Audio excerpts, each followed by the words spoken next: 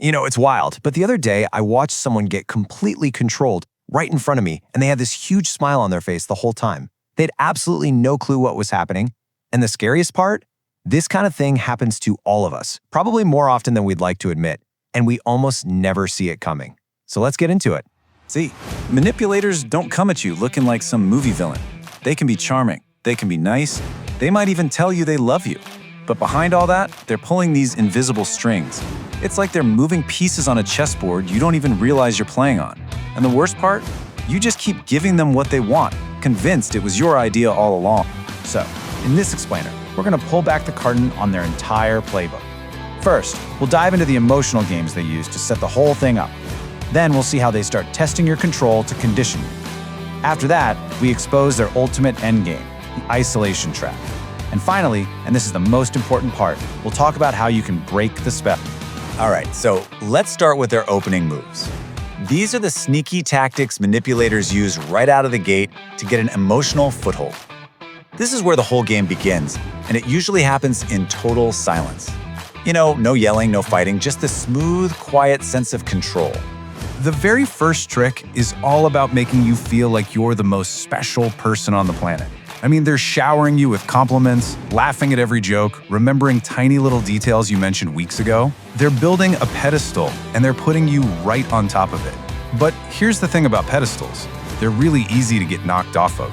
And this is where the trap is set. Okay, imagine someone gives you a piece of your favorite candy every single day. You get used to it, right? You start to expect that little bit of sweetness. Then one day, poof, it stops.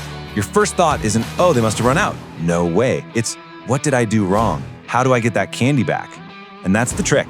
They make you dependent on their approval, and you start scrambling to earn it back. So here's the key difference, the big tell. A healthy, real connection, it builds slowly, like brick by brick.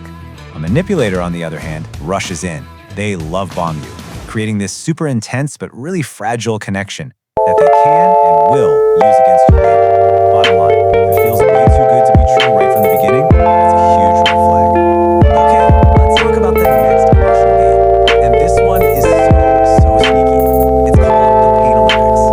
This is where, no matter what you're going through, their problems are always bigger, always worse. They have this amazing ability to always position themselves as the ultimate victim in any situation. And the dead giveaway is how they handle conflict. So let's say they hurt your feelings. A real friend takes responsibility, right? They'll say, I'm sorry. But a manipulator, they deflect. They'll flip it around on you, talking about their awful day or their tough childhood. And next thing you know, you're comforting them, and your own hurt just gets completely forgotten. They always win the gold medal in the Pain Olympics. All right, so let's move on to the next phase, because this is where things really start to build. After they've set that emotional stage, the manipulator starts to actively test your boundaries. This isn't just about feelings anymore. This is about conditioning your behavior to see what they can get away with. You gotta understand, master manipulators don't just stumble across your boundaries by accident, they test them on purpose. It's a calculated little process to see where your limits are. And it starts really small, with things that are just easy enough to let slide because, they don't seem like a big deal. But they are a big deal. They're tests. And just look at how this thing escalates. It starts with them borrowing something small and not returning it. Then they're always late. Then it's a joke that's actually just a little too mean. See, each time you don't say anything, you're basically teaching them that your boundaries don't really matter. You're teaching them they can push just a little bit further next time. You're not overreacting, you're being trained. This cookie jar analogy is just perfect for this. You don't mind if they take one cookie, right? But because you never said stop, pretty soon they're taking 3, then 10, and then the whole jar. And that's exactly how they work. Slowly, quietly, pushing and taking until there's nothing left for you. Setting those boundaries early is your best defense. Now for the trick that is designed to mess with your head the most, mixed signals.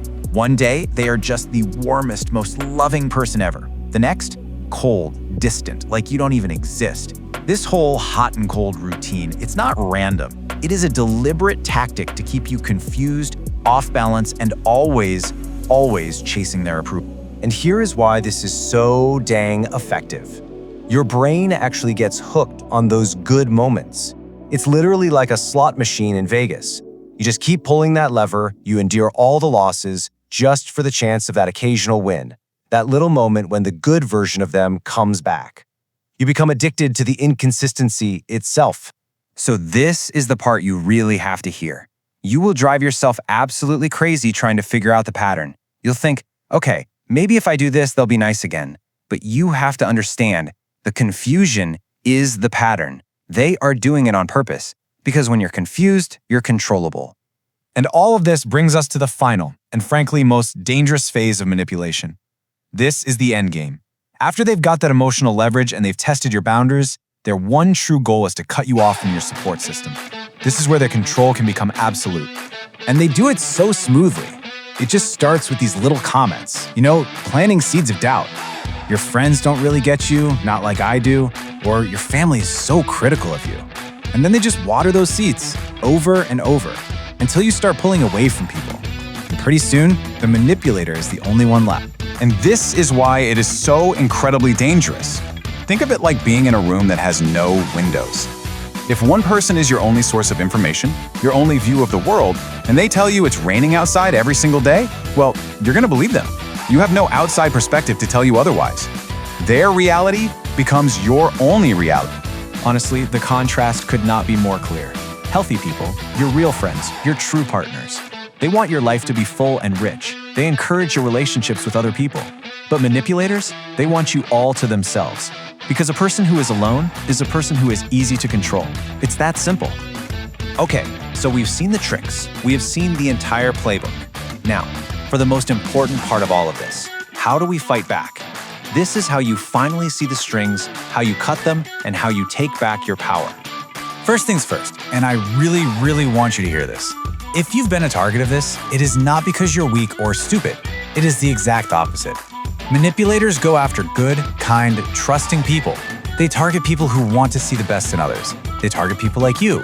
And that goodness, that is a strength, not a weakness. So, let's do a quick recap of what to watch out for. Remember the pedestal, where they build you up just to tear you down?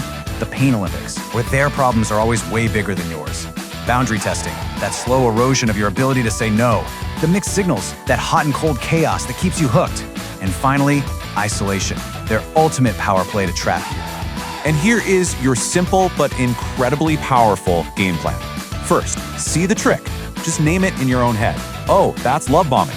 Second, set a clear boundary. Not with anger, just with firmness.